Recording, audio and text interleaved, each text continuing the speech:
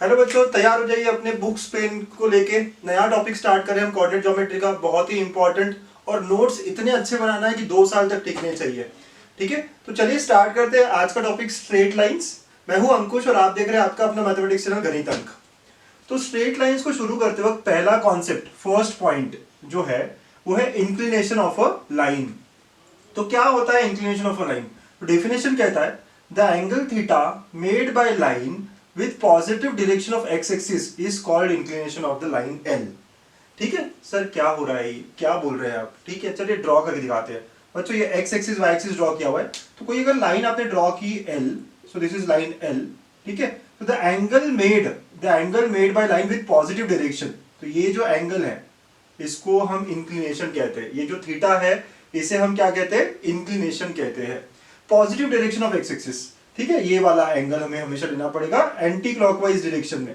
ठीक है, आपको पता है ना एंगल मेजर कैसे किया जाता है, तो वैसा हमने पढ़ा है ऑलरेडी। तो ये है एंटी क्लॉकवाइज डायरेक्शन में जो हमने लिया। सर ये वाला नहीं ले सकते क्या? नहीं, ये क्लॉकवाइज हो जाएगा ना बेटा, तो सिर्फ एंटी क्लॉकवाइज में लेना पड़ेगा। सर ये वाला नहीं ले सकते क्या? ये भी नहीं ले सकते। ठीक है, तो हमेशा हम एंगल कैसे लेंगे? एंटी क्लॉकवाइज डायरेक्शन में विद द लाइन एल। तो बेटा क्या होगा रेंज ऑफ थीटा, आप समझ सकते हो? Range of this theta will be, right, वो theta will always be between 0 to pi. कभी भी एंगल जो है थीटा का वो 180 से ज्यादा नहीं होगा, इनफैक्ट 180 भी नहीं होगा। ठीक है, 0 से लेके पाई होगा। सर ऐसे क्यों? आप देख लीजिए, कोई भी लाइन बना के देख लीजिए आप, राइट, आप बहुत सारे अलग अलग लाइंस बना के देख सकते हैं।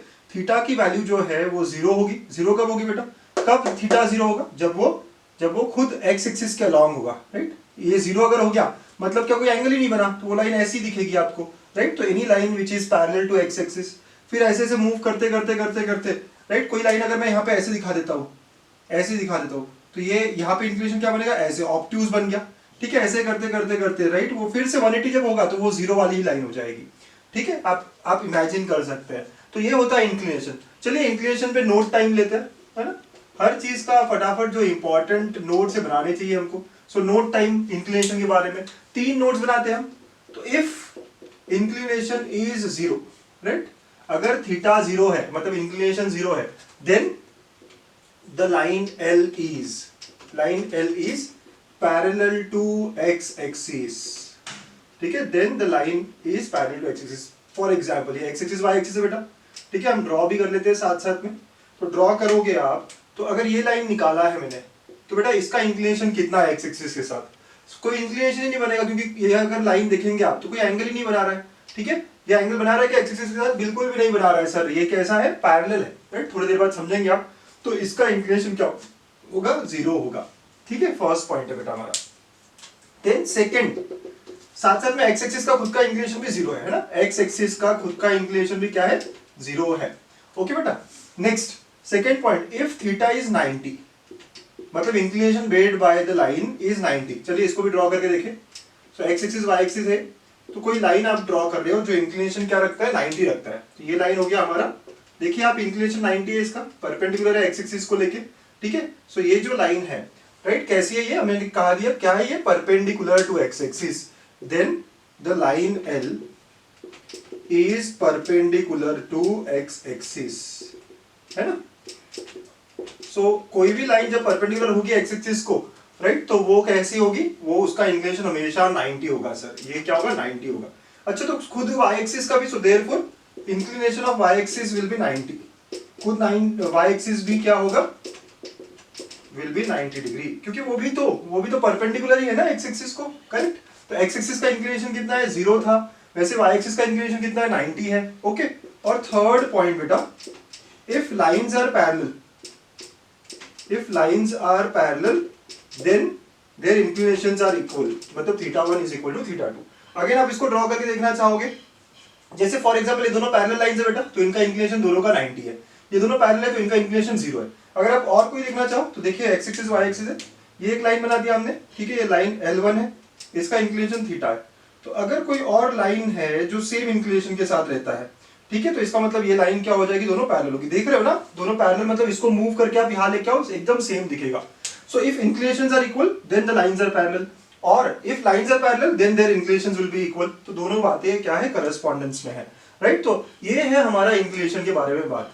ठीक है। इंक्लिनेशन का मैक्सिमम वैल्यू कितना होगा, तो 180 से कम, ओपन ब्रैकेट है यहाँ पे, इक्वल टू नहीं है। अगर आप रेंज को एक और तरीके से लिखोगे, theta will be between 0 to pi, but pi पे ओपन है बेटा, ठीक है। तो ये सारा नोट अच्छे से कॉपी में बना लीजिए बेटा, ये नोट आपके अच्छे तरीके से रखने हैं आपको। बच्चों सेकंड पॉइंट है स्लोप ऑफ अ लाइन। क्या होता है slope of a line? If theta is inclination of line L, जो हमने अभी देखा था, then tan theta, tan of that inclination is slope of the line. It is denoted by m, मतलब m equal to tan theta, ये है हमारा slope of the line, right. जो भी एल लाइन हम पढ़ेंगे उसका स्लोप जो है वो m दिया जाएगा, which is tan of theta, ठीक है। चलिए नोट टाइम है ना, इस पे भी कुछ इंपॉर्टेंट नोट बनाते हैं हम लोग।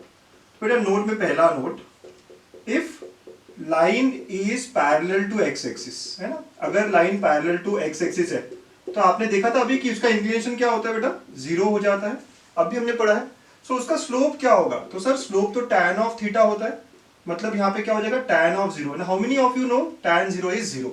तो slope of line parallel to x axis is 0, और I can say, can I also say slope of x axis भी क्या होगा, slope of x axis is also equal to 0।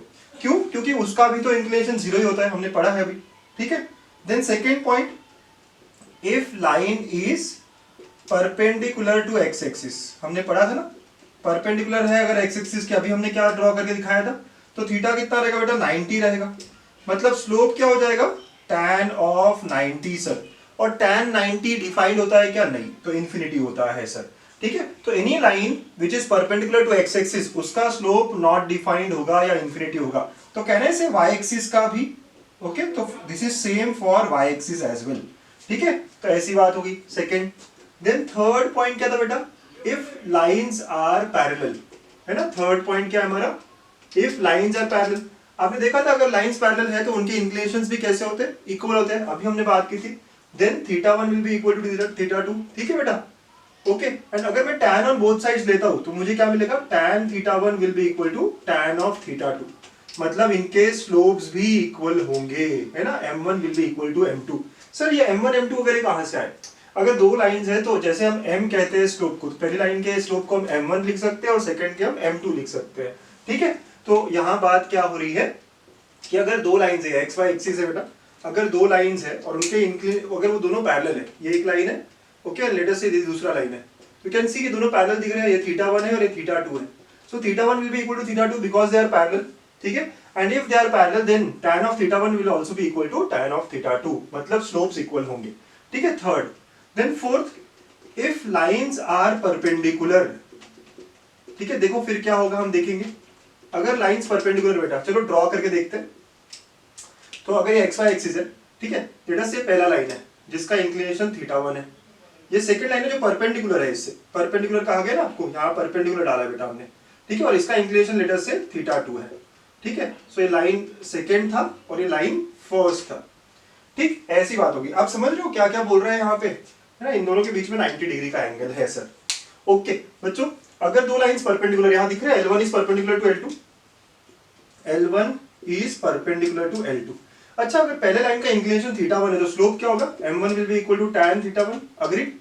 And second line का जो एंगल बनाया वो theta 2 है, तो m2 will be equal to tan theta 2। ये बात भी समझ में आती है हमें बेटा। आपको याद है एक्सटीरियर एंगल प्रॉपर्टी होता है, एक प्रॉपर्टी पता है आपको, this is exterior angle to this triangle. अगर आप ये ट्रायंगल की बात करो तो कैन यू सी और we know, can I say we know one thing, theta 1 is equal to theta 2 plus 90।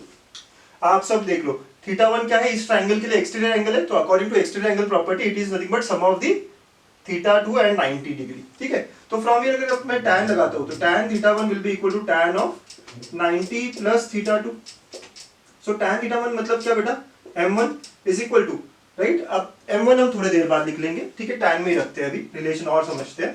तो यहाँ क्या बन जाएगा, tan theta 1 is equal to tan 90 plus theta कितना होता है सर, बड़ा क्वेश्चन पूछ लिया, ट्रिग्नोमेट्री में देखा हुआ है हमने, tan 90 प्लस थीटा जो है वो क्या होता है बेटा, माइनस कॉट थीटा होता है, ठीक है, माइनस कॉट थीटा होता है। आई होप आपने ये सब लिख लिया है, ठीक है। अब मैं इरेज कर रहा हूँ, आपने नहीं लिखा हो तो वीडियो पॉज कर करके आप लिखते रहिएगा प्लीज, ठीक। सो ये बात है। नाउ तो हमें मिला यहाँ पे tan theta 1 is equal to minus 1 by tan theta 2। Can I write like this, cot का रेसिप्रोकल tan होता है, तो therefore I get here tan theta 1 into tan theta 2 is equal to -1। ये m1 होता है, ये m2 होता है, इक्वल टू -1। तो आप नोट करेंगे इफ लाइंस आर परपेंडिकुलर, ठीक है, if lines are perpendicular then m1 into m2 equal to -1 where m1 m2 are slopes of those two lines. ठीक है, तो यहाँ नोट करने वाली बात है if lines are perpendicular then m1 m2 is equal to -1, that is m2 is equal to -1 by m1। ठीक है, आप इसको इस तरह भी लिख सकते हैं। अगर दो लाइंस परपेंडिकुलर है तो उनमें ये रिलेशन होगा, स्लोप्स में उनके ये रिलेशन होगा। ठीक है, दिस इज फोर्थ पॉइंट। तो पैरेलल लाइंस के लिए क्या था, स्लोप्स इक्वल थे, पैरेलल लाइंस के लिए स्लोप्स इक्वल थे। ओके, और परपेंडिकुलर के लिए product is equal to -1, product of the slope is equal to -1। ठीक है, और एक लास्ट फिफ्थ पॉइंट देखेंगे बेटा, if line is equally inclined, fifth point है ना, ये भी काफी बार आ जाता है हमें क्वेश्चंस में, equally inclined to the axis then. अब इक्वली इंक्लाइंड का मतलब क्या हुआ सर, है ना, यहाँ पे दो मतलब होते हैं। इक्वली इंक्लाइंड मतलब जितना डिग्री वो एक्स एक्सिस से बना रहा है उतना ही वाई एक्सिस से, मतलब ये जो है वो लाइन हमारी ये एक्स और वाई को इक्वली कट कर रहा है। अब बेटा अगर ये पूरा 90 है तो ये कितना हो जाएगा, 45 हो जाएगा ना, ये कितना हो जाएगा, 45 हो जाएगा, क्योंकि दो इक्वल पार्ट्स में बांटना है आपको। ठीक है, अगर 45 हो गया मतलब आपका इंक्लिनेशन कितना हो गया, 45। तो स्लोप कितना हो गया, tan ऑफ थीटा मतलब tan 45, तो विच इज इक्वल टू 1। ठीक है, तो अगर लाइन इक्वली इंक्लाइंड है एक्सिस को तो उसका स्लोप क्या होगा, 1 होगा। बट सर एक और केस हो सकता है, इक्वली इंक्लाइंड इधर भी तो हो सकती है सर, करेक्ट बोल रहे हो बच्चों आप।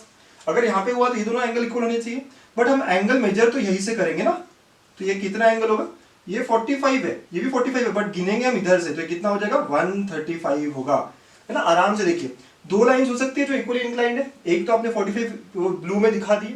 अभी जो ब्लैक कलर लाइन है कितना एंगल बनाएगा, पॉजिटिव एक्स एक्सिस से 90 प्लस 45 135, और it can be equal to 135।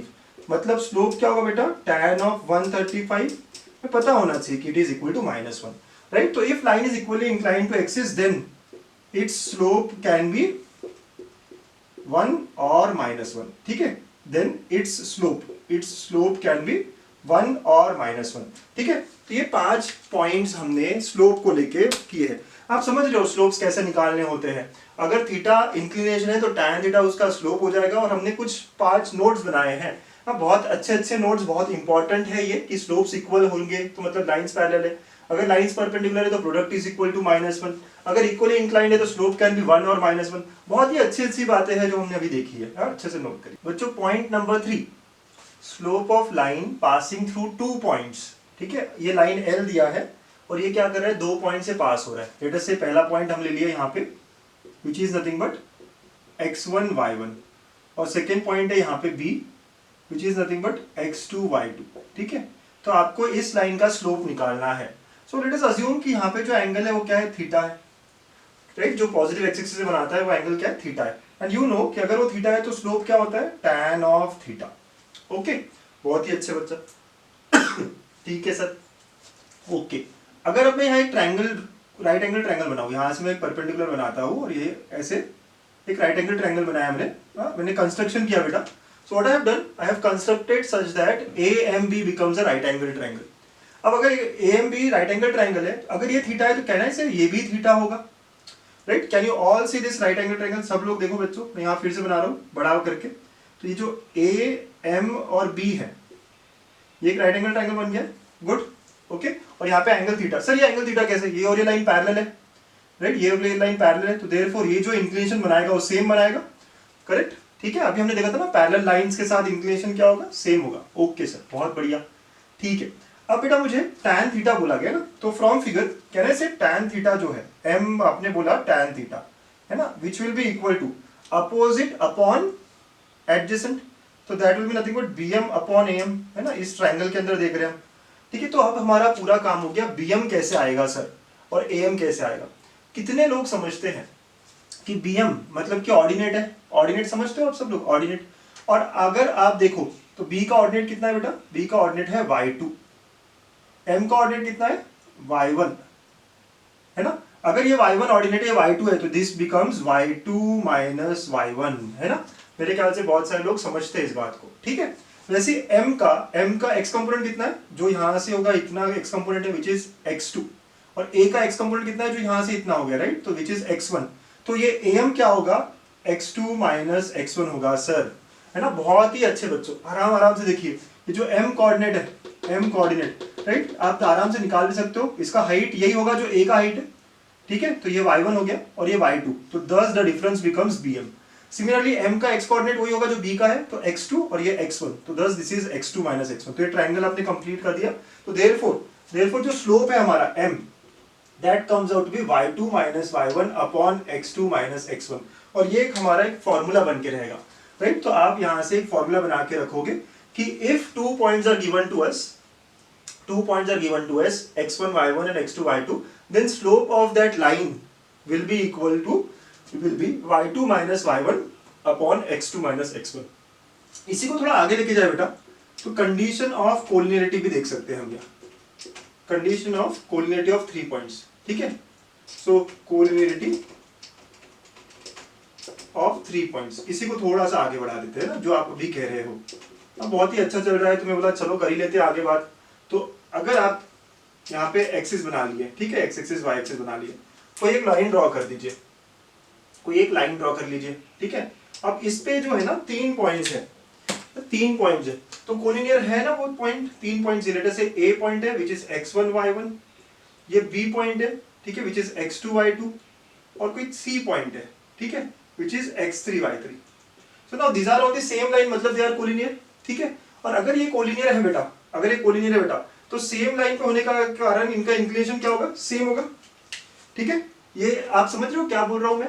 तो स्लोप ऑफ ए बी जो होगा और स्लोप ऑफ बी सी जो होगा वो सेम होगा। तो I can say if A B C are collinear, same line पे है, तो सेम लाइन पे और सेम इंक्लिनेशन रख रहा है, तो उनके स्लोप्स भी सेम होंगे। Therefore slope of A B, कोई भी 2 पॉइंट ले लीजिए आप, तो slope of A B will be equal to slope of B C will be equal to slope of AC। कोई भी 2 पॉइंट का कॉम्बिनेशन ले लीजिए आप, ठीक है, उनके स्लोप्स इक्वल होंगे, क्योंकि इस लाइन का स्लोप कोई भी 2 पॉइंट यूज करके आप निकाल सकते हो, using y2 minus y1 upon x2 minus x1, कोई भी 2 पॉइंट्स। तो AB अगर लेता तो भी आप इसी L लाइन का स्लोप कहते हैं, ठीक है। BC अगर कहता तो भी वो सेम लाइन का स्लोप था, और AC अगर कहो तो वो भी सेम लाइन का स्लोप है, मतलब तीनों ही स्लोप्स इक्वल होंगे, है ना। इसके पहले जो कंडीशन थी कोलिनियरिटी की, हमने कहा था एरिया ऑफ ट्रायंगल 0 वगैरह वगैरह। अब एक और बात समझ में आई हमें कि if 3 points are collinear, then the slopes out of any 2 of them will always be equal। Combination बनाओ आप AB BC AC, सारे स्लोप्स क्या होंगे, सेम आएंगे, बिकॉज वो एक ही लाइन के स्लोप है, ठीक है। तो ये हमारा 4th पॉइंट बन गया, लिख लीजिए बच्चों। नेक्स्ट हेडिंग और आज का लास्ट कॉन्सेप्ट है सर, बहुत कॉन्सेप्ट ले लिया आपने बेटा, 5th लास्ट छोटे छोटे कॉन्सेप्ट है आज। Angle between 2 lines. तो देखिए पहला लाइन L1 है जिसका खुद का इंक्लिनेशन θ1 है, तो मतलब हमारा इसका स्लोप क्या होगा, tan ऑफ θ1, M1 कहेंगे। फर्स्ट लाइन का स्लोप हम M1 कह देते हैं। सेकंड लाइन का अगर इंक्लिनेशन θ2 है, तो इसका स्लोप क्या हो जाएगा, tan ऑफ θ2, ठीक है। ओके सर, ये आ गया हमारे पास। Now what we need is angle between them. तो एंगल बिटवीन देम मतलब ये एंगल चाहिए, तो लेट अस से θ कह दिया, तो let θ be the angle between the lines, ठीक है। Angle between the lines we need L1 and L2। अब बेटा बाय एक्सटीरियर एंगल प्रॉपर्टी, हमें वो प्रॉपर्टी पता होनी चाहिए ना, हम पढ़ के आए हुए 9-10 में। एक्सटीरियर एंगल प्रॉपर्टी क्या कहता है पता है आपको, जो एक्सटीरियर एंगल होता है, मतलब ये θ1, सो θ1 इज नथिंग बट θ प्लस θ2, ये दोनों का एडिशन होता है। तो मुझे तो θ चाहिए था, तो θ इज इक्वल टू θ1 माइनस θ2, ये इधर ट्रांसफर कर दिया। And now it is, can I take tan on both sides, so tan θ will be equal to tan of θ1 minus θ2। कितने लोगों को tan का फॉर्मूला पता है, tan a minus B. Sir पता है, मुझे पता है, राइट। तो क्या होता है, tan a की जगह θ1 है, माइनस tan b θ2 है, upon 1 plus tan a tan b, तो tan θ1 इंटू tan θ2।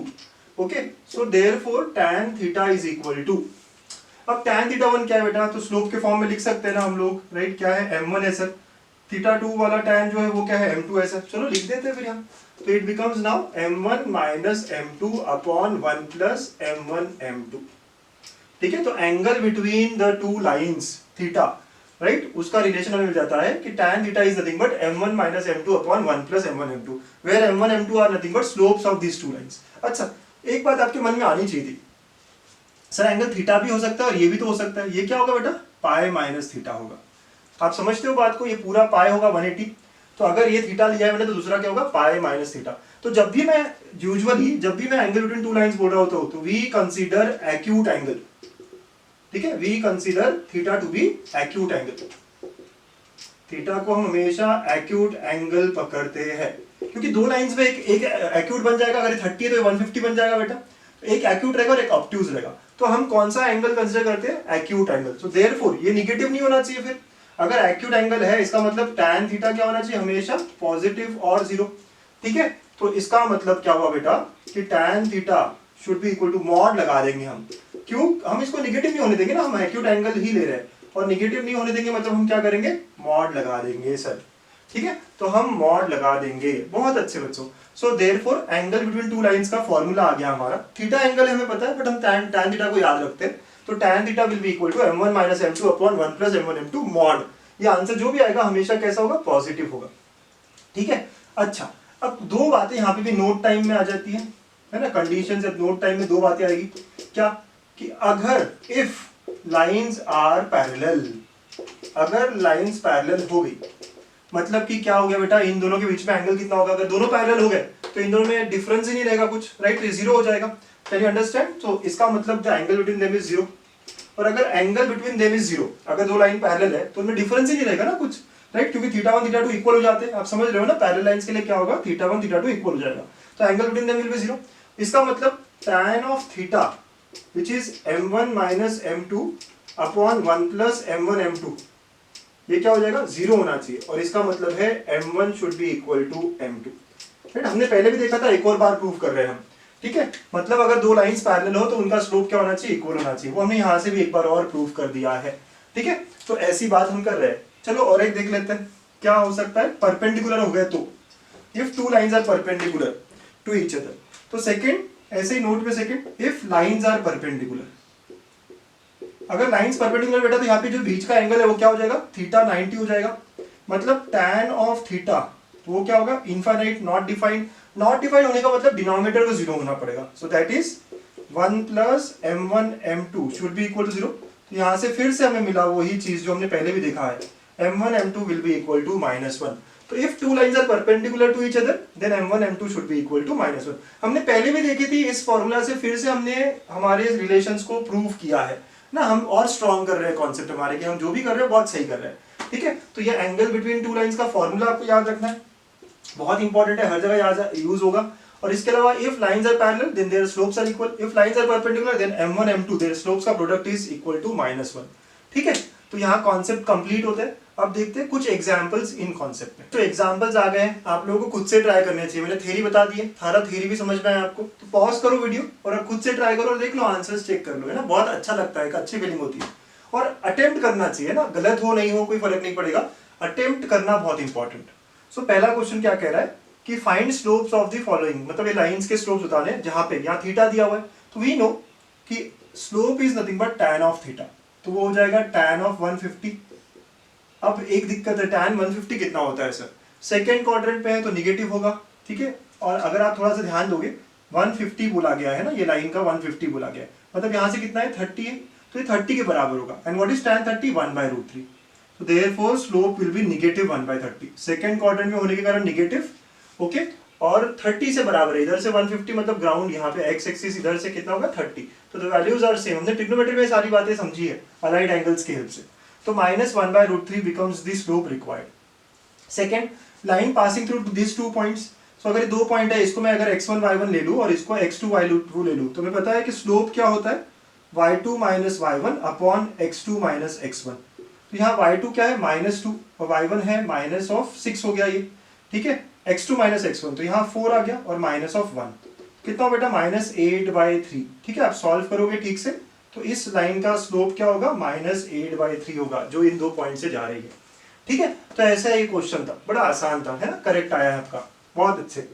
अब नेक्स्ट क्वेश्चन क्या कह रहा है, you have to find y if slopes of the line joining the points is, अब ये दो पॉइंट्स को ज्वाइन कर रहा है बेटा, तो इसका स्लोप क्या होगा सर, y कंपोनेंट का डिफरेंस, राइट, अभी हमने ये फॉर्मूला यूज करना है ना, y2 minus y1 x2 minus x1, let us से y2 है मेरा, ठीक है, तो क्या होगा ये y-2, y कंपोनेंट का डिफरेंस लेना है आपको, और नीचे में x कंपोनेंट का डिफरेंस लेना है, ठीक है। तो ये स्लोप आया हमारा, but slope is given as 1/2, ठीक है।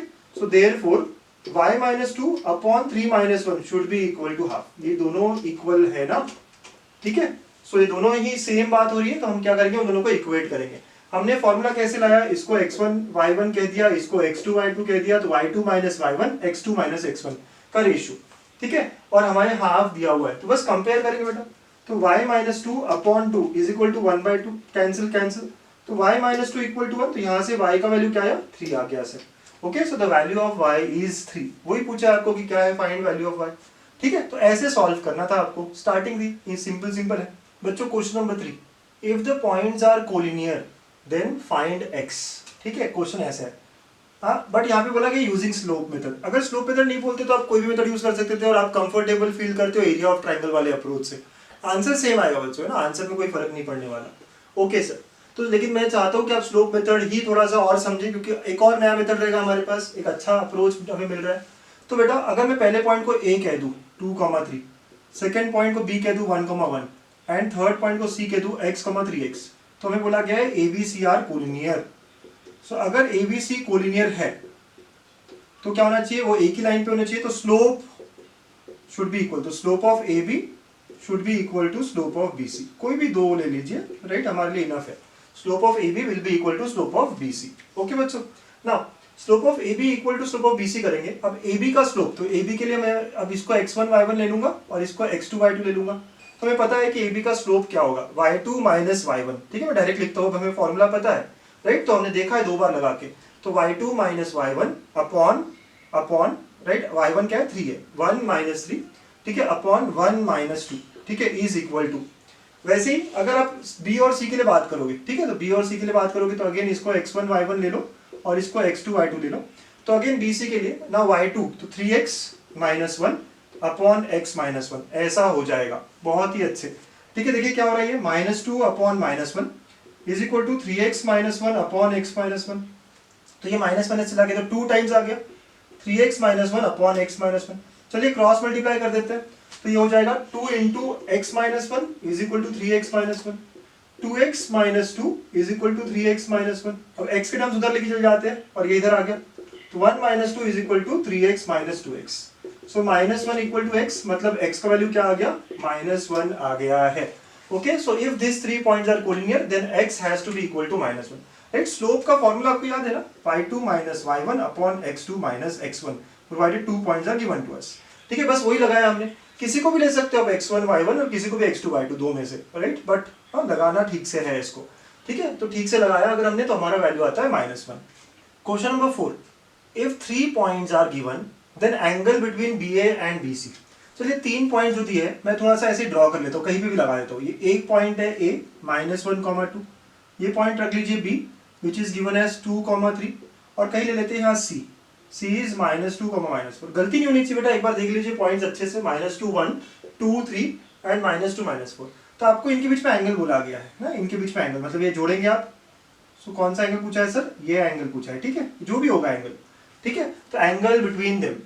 ओके बच्चों, तो एंगल बिटवीन देम की बात हो रही है, एक्यूट एंगल लेंगे, हमें पता है क्योंकि ये दो लाइंस हैं। एक्चुअली ये क्या हुआ है, दो लाइन हुआ, ये अगर हम एक्सटेंड करते हैं, ठीक है, तो ये लाइन 1 हो गया हमारा, और अगर इसको भी एक्सटेंड करोगे आप तो ये क्या हो जाएगा, लाइन 2 होगा।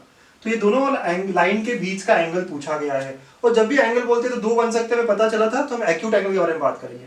तो using the formula, angle between lines का फॉर्मूला क्या है, tan theta is equal to mod of m1 minus m2 upon 1 plus, ठीक है, upon 1 plus m1 m2। Formula पता हो गया तो हमारा काम बहुत इजी हो जाएगा।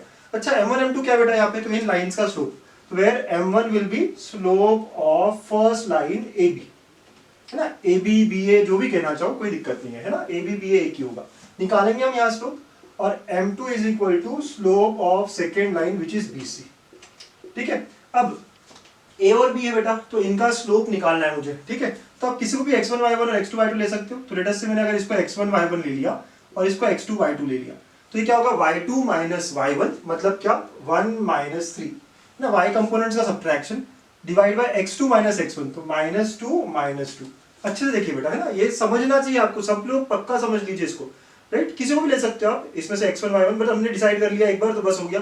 तो y2 माइनस y1 मतलब 1 माइनस 3 अपॉन -2 -2, ठीक है, तो ये क्या आया सर, तो ये -2 अपॉन -4 हो गया, जो कि सॉल्व होके हाफ आ गया, तो m1 का वैल्यू हाफ है।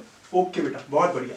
अब हमें इसके बारे में लेना है, तो अगर इसको x1 y1 ले लिया तो इसको x2 y2 ले लेते हैं।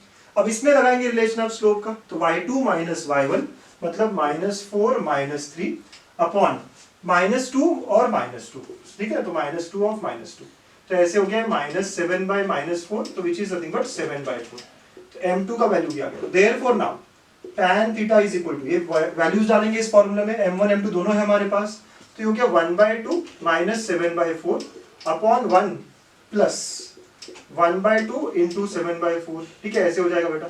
चलो क्रॉस मल्टीप्लाई कर देते हैं, तो ये क्या होगा 4 - 14, ठीक है, डिवाइड बाई 8, ये हो गया न्यूमरेटर, राइट, डिवाइड बाय, इसको भी कर दिया आपने, तो 8 + 7 डिवाइड बाई 8, ठीक है, मॉड ऑफ 8 और 8 कैंसिल, तो आ गया मॉड ऑफ -10 अपॉन 15, 5 के टेबल में कट हो जाएगा, तो ये आएगा -2/3, लेकिन मॉड लेने के कारण माइनस नहीं रहेगा बेटा, तो जब निकलेगा मॉड तो ये क्या आएगा 2/3 होगा। सो एंगल बिटवीन देम, तो tan थीटा निकल गया 2/3, सो देयरफॉर जो एंगल निकालना होता है ना, वो कैसे लिखते हैं, थीटा इज इक्वल टू, ऐसा लिखा जाता है लास्ट में, ठीक है, लिखने का तरीका समझ लीजिए, थीटा होता है ना एंगल, तो theta will B tan inverse of 2/3, tan उधर चला गया ऐसा समझ लीजिए अभी के लिए आप। So angle between the lines is tan inverse of 2/3, कोई स्टैंडर्ड एंगल नहीं है 30-60 जैसे, अगर 1/√3 आता तो हम 30 कहते वगैरह, अलग बात हो जाती, बट ठीक है, ये आंसर हमारा एक्सेप्टेबल आंसर है। ठीक है बच्चों, तो इस तरह सॉल्व करते हैं, आप समझिए, दोनों लाइंस जिसके बारे में बोला गया है उनके हमने स्लोप्स निकाले, उनको m1 m2 कहा, and then using angle between lines, right, दो लाइंस के बीच के एंगल का slope formula we have used and we have solved by. अच्छा एक और बात, यहाँ मॉड था नहीं, -2/3 क्यों नहीं लिया सर, क्योंकि एक्यूट एंगल बोला है ना, तो tan थीटा पॉजिटिव आना चाहिए बच्चों, तो 2/3 will be the acceptable answer. Okay, and thus the answer is this। बच्चों ऑर्थो सेंटर निकालने बोला है, आपका ये क्वेश्चन हमेशा था मुझे, राइट, आप हमेशा मुझे कहते थे सर ऑर्थो सेंटर कैसे निकाले हम। ठीक है, चलिए अब आपके पास बहुत सारी चीजें हैं जब आप ऑर्थो सेंटर निकाल सकते हैं। जब हम बेसिक्स ऑफ कोऑर्डिनेट ज्योमेट्री पढ़ रहे थे तो बहुत सारे बच्चों को दिक्कत होती थी जब ऑर्थो सेंटर के क्वेश्चन आ जाते थे। ठीक है, तो अगर आप लोगों ने नहीं देखा है, बहुत सारे लोगों ने, तो भैया मेरा एक प्लेलिस्ट है कोऑर्डिनेट ज्योमेट्री के बेसिक्स के ऊपर का, वो आपको मजा आएगा, बहुत सिंपल और बहुत अच्छे तरीके से मैंने बताया है। ठीक है, तो चलिए यहाँ क्वेश्चन में बोला गया है find ortho centre of triangle ABC. तो ऑर्थो सेंटर होता क्या है, अगर आपको पता नहीं है तो ortho centre is nothing but intersection of और पॉइंट ऑफ कॉन्करेंस ऑफ, तो आई कैन से इंटरसेक्शंस ऑफ अल्टीट्यूड्स। ठीक है, इंटरसेक्शन ऑफ अल्टीट्यूड्स। अब अल्टीट्यूड्स क्या होता है सर, यहां से शुरू होगा, तो अल्टीट्यूड्स आप ए से निकालोगे, परपेंडिकुलर ड्रॉप करोगे। ठीक है, ऐसे बात होगी, तो this is an altitude, AD जो है ये अल्टीट्यूड हो गया। वैसे बी से आप परपेंडिकुलर डालोगे यहाँ पे, तो बी एक अल्टीट्यूड हो गया, और वैसे आप सी से भी डालोगे। ठीक है, तो नेक्स्ट वाला डाल सकते हैं। ठीक है, ये जो इंटरसेक्शन पॉइंट है ना, ये होगा हमारा ऑर्थो सेंटर, हम इसको एच से डिनोट करते हैं। ठीक है, दो तीनों का होता है, चलो दो का जो होगा वही थर्ड भी आएगा, तो मैं ज्यादा और खिचड़ी नहीं कर रहा हूँ यहाँ, और मिक्स नहीं कर रहा हूँ, ये एच निकालना है मुझे। सो मैं स्टार्ट करता हूँ, लेट ऑर्थो सेंटर जो निकालना है उसको h, k कह देता हूँ। तो इसको मैंने क्या किया, h, k कर दिया। अच्छा, आपको a पॉइंट दिया हुआ है 1,0 है, आपको b पॉइंट दिया है -2,1 है, और c पॉइंट दिया है 5,2। अच्छा, जितने लोगों को लगता है ना कि सर वो कर सकते हो आप, तो बेटा बहुत अच्छी बात है, आप करो, है ना, यहाँ तो हिंट दे दी मैंने, आप स्टार्ट करो, और आखिरी में थोड़ा आगे लेके जाके आप देख सकते हैं कि आंसर क्या है। अब बहुत अच्छा मजा आएगा आप खुद से जब करोगे तो। चलिए हम कैसे सॉल्व करेंगे, तो can you all see AD is perpendicular to BC, ये लाइन AD जो है वो परपेंडिकुलर है BC से। ठीक है, एंड सिमिलरली ये जो BE लाइन है, BE is perpendicular to AC, है ना, AD परपेंडिकुलर है BC को और BE परपेंडिकुलर है AC को, ये लाइंस ही तो है। तो आपको एक और रिलेशन याद होगा, फॉर परपेंडिकुलर लाइंस इनके स्लोप्स में एक रिलेशन था, product of slopes is equal to -1, बस आपको ये यूज करना है। तो आपको इन लाइंस के स्लोप निकालने, ठीक है, और इनके प्रोडक्ट को आपको -1 करना है, बस वहीं से आंसर आ जाएगा बच्चा, डोंट वरी, है ना, वहां से आंसर आ जाएगा। तो आपको किस किस का स्लोप निकालना है, AD और BC। चलिए पहला पार्ट हम करते हैं कि AD is perpendicular to BC, तो हम निकालेंगे स्लोप ऑफ AD। ठीक है, तो स्लोप ऑफ AD M1 लिख लिखा, मैंने MAD लिख दिया। अब आपको A और D पॉइंट चाहिए, तो बेटा इस लाइन पे कोई भी 2 पॉइंट चलेंगे ना, आपको कोई भी 2 पॉइंट, तो A और H है, तो क्या मैं कह सकता हूं कि H और A का जो स्लोप होगा वही होगा। ठीक है, सो दस आई कैन से इस लाइन पे कौन से 2 पॉइंट है, इस लाइन पे A है 1,0 और H है H, K, तो इसका स्लोप निकालना पड़ेगा यूजिंग दिस टू। तो ये क्या हो जाएगा, K - 0 upon H - 1। So that is nothing but k upon h minus 1। अब आप समझते हैं ना y2 minus y1 upon x2 minus x1, this is slope of AD। And similarly slope of BC निकालना पड़ेगा, तो B और C दोनों है हमारे पास, तो चलिए y2 माइनस y1 करते हैं, तो 2 minus 1 upon 5 minus of minus 2, 2 minus 1 5 minus of minus 2, so that comes out to be 1/7। so now using perpendicular होने के कारण MAD into MBC is equal to -1, ये रिलेशन परपेंडिकुलर का हम यूज करेंगे इनके लिए। तो यहाँ पे मुझे h के में एक रिलेशन मिलेगा, AD का स्लोप मतलब k upon h minus 1 into 1/7 is equal to -1। ठीक है, ऊपर में आ गया k और ये पूरा उधर लेके चले गए, -7 इंटू h माइनस 1। थोड़ा सिंप्लीफाई कर देते हैं बेटा, k is equal to -7h plus 7, तो यहाँ से मिला 7h plus k equal to 7, this is relation 1। ठीक है, ये एक रिलेशन मिला है हमें। ठीक, अभी और काम करना बचा हुआ है, एक रिलेशन तो मिल गया हमें। ठीक है, अब सेकंड रिलेशन निकालना है हमको। ठीक है, सिमिलरली अब सेकंड रिलेशन किससे निकलेगा, तो B और AC, तो हम स्लोप ऑफ B निकालेंगे। तो बेटा B जब निकाल रहे हो स्लोप, तो इस पे भी दो पॉइंट्स जो है, एक B हुआ विच इज -2,1 और एक H भी इस पे लाई करता है, करेक्ट, H इस पे लाई कर रहा है, तो H is nothing but H, K। तो इनका स्लोप क्या हो जाएगा, तो slope of B will be equal to k minus 1 upon h of minus 2, तो k minus 1 upon h plus 2 हो जाएगा। सब लोग समझ रहे ना, एकदम आराम से देखिए ना, एकदम आराम से। अगर आपको लग रहा है बहुत हेवी हो गया, पॉज कर लीजिए, फिर थोड़ी देर बाद वापस देख लीजिएगा। ठीक है, तो B का स्लोप निकाल लिया, फिर स्लोप ऑफ AC निकालना है आपको।